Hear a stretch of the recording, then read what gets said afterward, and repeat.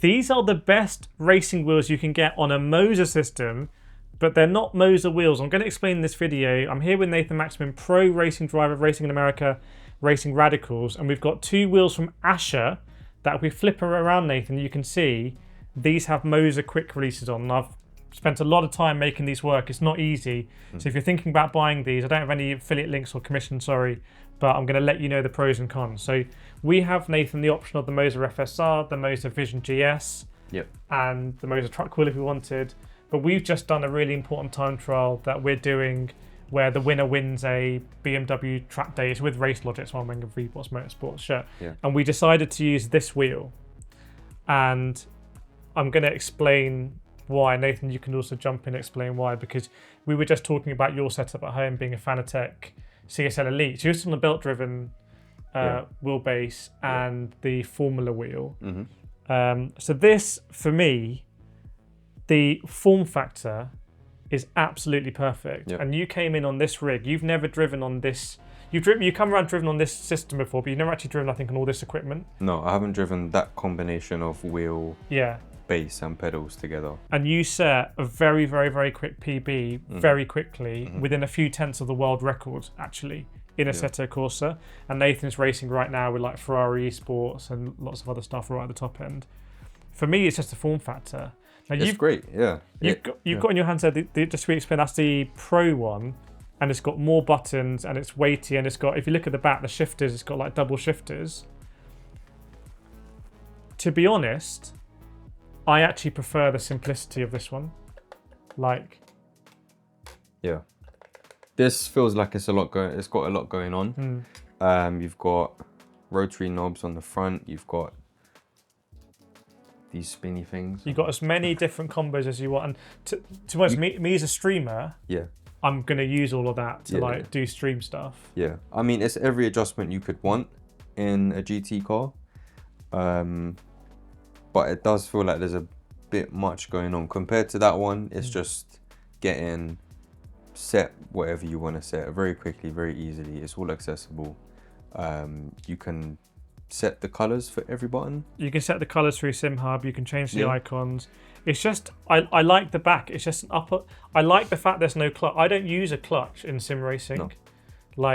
I just use shifters, and these are big shifters.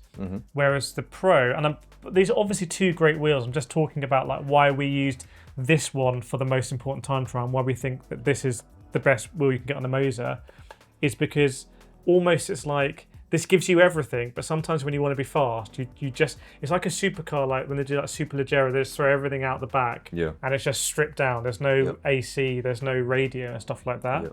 Form factor, GT, you're used to using a Fanatec Formula rim, which I think might be slightly smaller. It's a small rim, You've used a lot, probably the McLaren GT3, that's a bit wider, I think, possibly, or it's like a bit of a bigger wheel, even though it's lighter, because it's chunky wheel, this is billet aluminium. But there's something about here, the grips as well. I think you've got the same grips on the on the Pro. They just have that slight squeezability to them. And I think the main thing is that this is just one, and I've taken this wheel apart, and I'm going to get onto some cons with this wheel, because I want to be very honest with you, they're very expensive. This one's 800 euros, and that one's 1,100 euros. This is just basically billet aluminium, absolutely solid. And you never feel like you're driving anything plastic or anything gamer. This doesn't feel like a gamer wheel at all. No. Having it in the rig with that setup there, in the R16, there's no shatter. There's no play in it at all. The feedback is very concise. You're not losing anything in any loose parts, and the rigidity of the wheel as well ensures that every bit of detail, you feel every bit of detail in the grips of the wheel. It just helps. I mean, and coming to your rig and beating my lap record from at home by a couple of hundredths, I think it's testament to that. It feels great. We'll have the footage up now. Nathan has a very distinctive driving style where he's ultra focused on his exits, and not like many of us, like I will do. I'll just be like this on the exit. Nathan is just, it's very unusual to watch almost. He's like this. But you're feeling the force feedback exactly because you're feeling when you're playing with the throttle what the car's doing. So you can't, well, not that you can't afford it, but it's like having zero play just means you're going to feel that as directly as possible. Yeah. And actually allows you to be really precise with the throttle management because you want your arms to be locked on the exit. So just to talk about some cons, actually. So I've mounted Moza quick releases to both. It's not an easy process. Like, there's no one bit that you can do that's going to do it automatically. On the Pro, I've actually got 2 extensions back to back and then a QR, which has an interesting feeling because it's like the Fanatec shaft extension. It like gives it that sort of like power steery like feel a little bit. Yeah. This one, I bought a piece, this red piece from a company called Delta Simrace, I think in the UK. And the guy was really helpful. He made sure it worked and I got it. They're not cheap. This was £70, just this red bit. They're about £20 each. And the other difference is for this one, I had to use torque bits to actually take off the faceplate and then mount the QR sort of through the front. Right. This one I was able to go in, and that's because, very important to know this has a different screw structure than that one. This is like 3x50, that's 3x70. Yeah. I think it sounds really boring, but as you can see, I've got lots of rims. And I do think the Moza R16 is a very good wheelbase, and I want to use the Ascher stuff on it. They both illuminate, so they've got the illuminating lights. I never do anything with that apart from just have like the flashing stuff. But I don't know if you would change it. Would you have something red like? I probably would eventually. To have brake bias adjustments, traction control adjustments, and maybe an engine mapping, depending on the race. If it's an endurance race, then you will have the drink button. Yeah. Maybe an endurance race, I'd have an engine map button. Yeah. So I probably would color code them as well. Can you change these? Yeah, you can. So for different symbols. symbols. So you just pop out this because this plate keeps them in, and then you can change them. I've got loads of different ones. Yeah, I've got like emoji ones and stuff. So they're fully customizable, and you can go into the software and map. And they're not stickers. It's like they're actually buttons, which is quite nice. Cool. Because normally messing around with stickers. So yeah, it's fully customizable for whatever you want to race.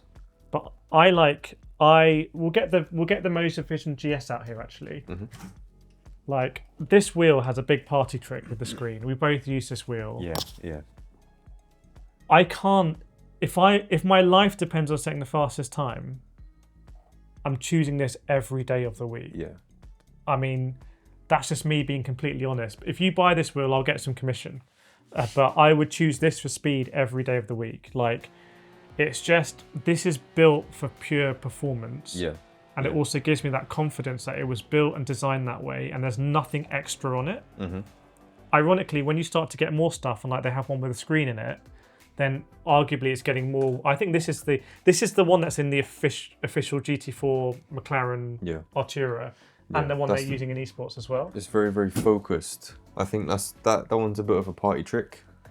I mean, that's going to show off more to your mates and people that come around actually. Yeah, it looks like a fun wheel. It's a fun wheel to drive with. It's very, very what do they call it? Innovative. Yeah. With the display.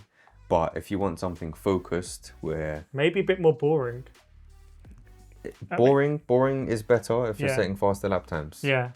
And the feeling I had while driving with that wheel was great.